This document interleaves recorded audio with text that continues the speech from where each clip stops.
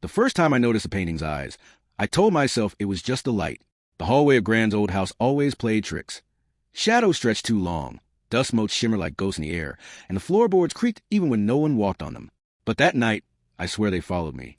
The painting hung halfway up the staircase, a Victorian portrait of a pale woman in a black dress. Her face oval and ghostly, her eyes a deep shade of brown that almost looked red in the dark. Gran said her name was Lady Verena Ashcroft, a distant ancestor whose husband had built the house over 2 centuries ago. Gran loved that painting. I hated it. 1. The house on Hollowmere Hill. When Gran passed, I inherited the house on Hollowmere Hill, a 3-story relic surrounded by dying oaks and the smell of damp stone. The will was simple. Keep it, live in it, or sell it, but promise to look after the painting. I laughed at that part when I read it. But when I arrived, I understood why she'd written it. The painting dominated the staircase like a silent sentinel. The woman's expression seemed calm at first glance, but if you stared too long, her lips seemed to twitch, like she was about to whisper something foul. That first evening, I lit a fire and tried to make the place feel like home. The electricity still worked, surprisingly, though the bulbs flickered like candle flames.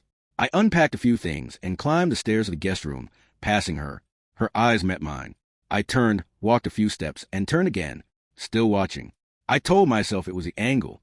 Old portraits often did that, the painter's trick. But as I reached the landing, I could feel her gaze burning into the back of my neck. By the time I shut the bedroom door, I was breathing faster than I wanted to admit. 2. The first night. The wind woke me.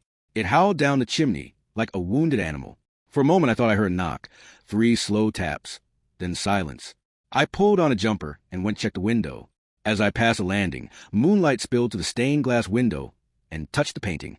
Her eyes glinted. And then, God help me, they moved. I froze. The pupils slid to the right, tracking me. A trick, I thought. My tired brain. The wind. The shadows. But when I took another step, her eyes followed. I whispered, "No." Something in the glass surface rippled, just slightly, as if something inside the frame had exhaled. The next morning, I told myself it had been a nightmare. But when I went downstairs, I found dusty footprints on the carpet, bare, small, and leading from the stairs to the parlor. 3. The journal. In the parlor, I found a small leather-bound book among Gran's things. It wasn't her handwriting. It was older, spidery, and dated 1893.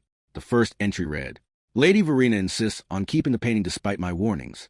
I fear it carries the same sickness that took her sister. The eyes, they do not belong to paint." Another entry later, "Last night, the servants heard her speaking to it again. The candlelight flickered though no wind stirred. When I looked upon it, I saw my own reflection blink though I had not. The writer was Thomas Ashcroft, Verena's husband. The final entry chilled me. She said she could not live without her sister. She said the painter promised he could bring her back. Through art. God forgive me, but I think he did. I shut the journal, hands shaking. 4. The whisper. That night, I covered the painting with a white cloth. When I came downstairs for tea, I heard it, soft, wet breathing. I froze halfway down the stairs. The cloth moved, slowly, as if someone underneath was trying to push their face through it. I stumbled back, heart hammering. Then a whisper. "Take it off." I ran. I didn't stop until I reached the garden. My breath fogged in the cold air. When I finally went back in, after several hours sitting in my car with the headlights pointed at the house, the cloth lay on the floor, folded neatly at the base of the stairs. The painting stared uncovered. But something had changed. The background had grown darker. The faint window behind Lady Verena was now black as pitch. Her dress seemed to shimmer, wet as though freshly painted. And her lips were parted slightly, revealing the suggestion of teeth. 5. The art restorer. The next day, I called a local art restorer, Mr. Alden, to inspect it. He arrived in a tweed jacket, smelling faintly of varnish and pipe smoke. He peered at the painting through his magnifier. "Unusual piece," he murmured. "Early 1800s, oil on canvas. But there's something odd about the layering." "What do you mean?" He stepped closer, frowned. "It's not one painting. It's 3, overlaid. See this texture here? Someone painted over 2 earlier images, quite crudely." He glanced at me, almost as if they were trying to hide something. I felt cold. "Can you remove the layers?" He hesitated. "Possibly, but it could damage the main image." "Do it." That evening, he began work in the parlor, scraping gently with a scalpel while I hovered nearby. The light flickered again. Storm coming. He paused, frowned. "Strange. There's another face beneath. A young woman, same features, but different eyes." Then the power went out. A flash of lightning lit the room, just enough to see his reflection in the glass surface. His reflection smiled at me, But he didn't. 6, the second death. When the lights came back, Alden was on the floor, his throat slashed open by his own scalpel. The painting dripped red. I don't remember screaming. I only remember running through the garden into the night until I found myself at the village pub, shaking, blood on my sleeves. The police came. They searched the house, took the painting down, locked it in evidence. They ruled it suicide, said I'd panicked.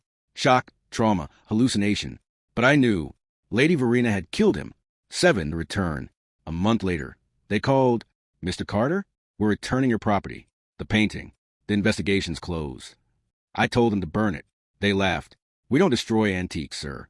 2 days later, a courier dropped it off at my doorstep. No frame, no glass, just a bare canvas, rolled tight and tied with string. I left it in the shed. I didn't even look at it. That night, I woke to the sound of tearing fabric. When I opened my bedroom door, something wet dragged itself up the stairs. I saw her, no longer in paint, but flesh gone gray and shining, hair dripping oil, eyes hollow like burnt holes in paper. She crawled on all fours, the way something does when it's learning to walk again, and she smiled. "Thank you," she whispered, voice like a sigh through mold, "for letting me out." 8, the fire. I fled, grabbed petrol from the garage, splashed it through the house. She followed, whispering in the dark. "Thomas tried to bury me in color. You will not." I struck a match. The flames caught quick. The curtains, the floor, the frame of the stairs. As I ran outside, the house howled. I swear I heard her screaming, not in pain, but laughing. The windows burst like eyes popping open. And then silence. The whole place went up like tinder. I stood in the road, shaking, watching my inheritance burn to ash. 9, aftermath. They found nothing in the rubble. No body, no painting. Only a patch of scorched floorboards shaped like a human silhouette. I moved to London, took a small flat, tried to forget. But sometimes when I wake late at night, I see a faint smear of red on the wall opposite my bed, like oil paint. A few weeks ago, a package arrived. No return address. Inside, a small canvas wrapped in brown paper. When I unwrapped it, my hand went cold. It was a portrait of me, same brush style, same crimson background. And the eyes, my own eyes, were following me wherever I moved. Last night, they blinked. 10, the final entry. I've set up cameras now. I'm recording this, in case anyone ever finds it. The painting sits against the far wall, silent. Every night, it gets a little clearer. The colors sharpen, the shadows deepen. I swear the background is beginning to resemble the ruins of Grand's house. And tonight, there's something new. Another face forming in the corner. Pale, stretched, watching. The camera flickers. I think I hear her voice again, faint, just beneath the hum of electricity. Art is forever. The lights go out. Footsteps. Wet, slow. Coming closer. I can smell oil and ash. I reach for the door, but it won't open. The knob is slick. My fingers slip. The last thing I see, before the candle goes out, is the painting's mouth twisting open, the lips moving as my own reflection. Inside it whispers, "Now you belong here." And the eyes, my eyes, move